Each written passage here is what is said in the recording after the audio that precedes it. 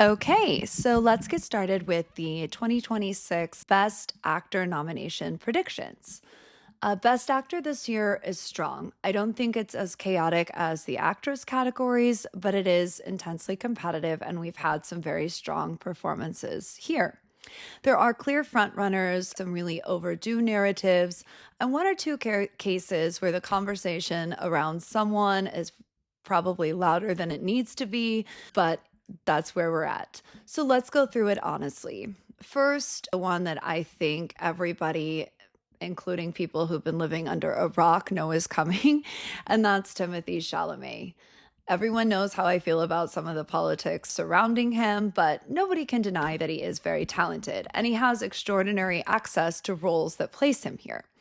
He is consistently being placed in projects designed to keep him in the awards conversation, and I think that's going to be the case until we see him behind that podium. We saw it last year with A Complete Unknown, and he's doing it again now. Is he overdue? I don't think so. But the narrative is coming from him and his fans and those he chooses to hold court with. And the voting bodies do seem to agree with his momentum. We've had the Critics' Choice win, the Golden Globes, BAFTA long list, the Actors Group nomination. I don't think he's going to win that 2 years in a row. Nobody has won 2 consecutive years before. But I do think it's safe to say that he will be in this group for leading actor nominees. So, not because he's necessarily owed anything, but the machine is working, and Marty Supreme was a very strong role for him. That brings us to Leonardo DiCaprio. Another battle, another year, and another nomination. This is someone, again, who I think can just show up with the right script and be in the conversation immediately. And that's because he's earned it. I recently did a Leo rewatch, some of the comfort ones like Catch Me If You Can, Titanic, and The Aviator, and then also some of the more heavy pieces like The Departed and Revenant, and then our comedic roles like The Wolf of Wall Street. And he just reconfirms it. He is one of the greatest of his generation, and even other generations outside of his have immense respect for him. And I think it's definitely well deserved. I don't think Chalamet is the next Leo. I don't know that we know who is the next anybody until we're looking looking back in history. But it is interesting that they're here together. And this year Leo is campaigning, so I don't think anybody is going to be surprised if Leo's called out. He is safe, in my opinion. That brings us to Ethan Hawke.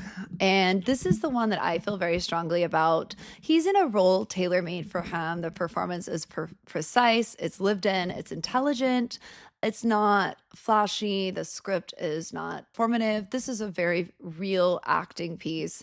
And I think he's overdue, actually overdue. And in a year where there could be vote splitting with other nominees, I don't see that here. I think everyone can agree that Ethan Hawke deserves to be here.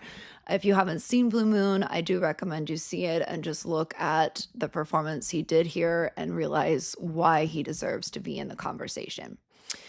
And it could be a career win even. We'll have to wait and see. So that brings us to Michael B. Jordan. And at this point, I think there would be an absolute meltdown if he did not get nominated on the internet. He's in Sinners, he's playing dual roles, it's an ambitious piece, he's visible, and people are emotionally invested in seeing him recognized for this.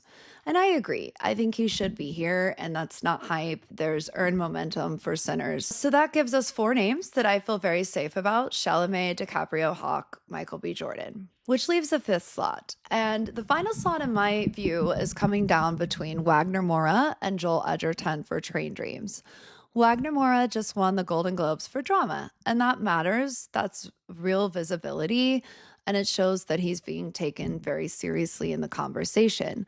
There's a compelling narrative here, especially coming off of the Fernanda Torres conversation from last year's actress race. Momentum matters, narrative matters, and Moura has both. So I think we are likely going to see him here. Joel Edgerton is my number 6. I have Joel Edgerton and Jesse Plemons kind of pivoting there. And he could still happen. His work in Train Dreams is strong enough. It's not controversial. He's well liked, but it depends on whether voters decide to spread the love to that film further in other categories, which I think we're probably going to see it getting in with the Best Picture nomination, or if they're going to decide to concentrate elsewhere. But Joel Edgerton is not out, but right now I think he's lingering in that known territory. So my definitive list, the one that I feel the most promising about is Timothee Chalamet, Leonardo DiCaprio, Ethan Hawke, Michael B. Jordan, Wagner Moura. And my serious alternates are Joel Edgerton and Jesse Plemons. So Jesse Plemons being my honorable mention for Begonia.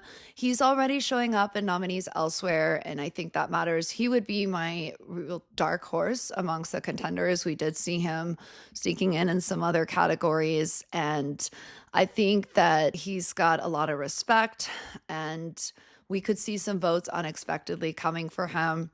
He was very versatile in that film. We saw a completely different Jesse Plemons than what we normally do. And I'm not predicting him in the final 5 yet, but I won't be surprised if next week we start seeing some momentum build up. And I would definitely have him in my honorable mentions category. So that's somebody I would still be watching for, not ruling out, and let's see how it goes. Okay?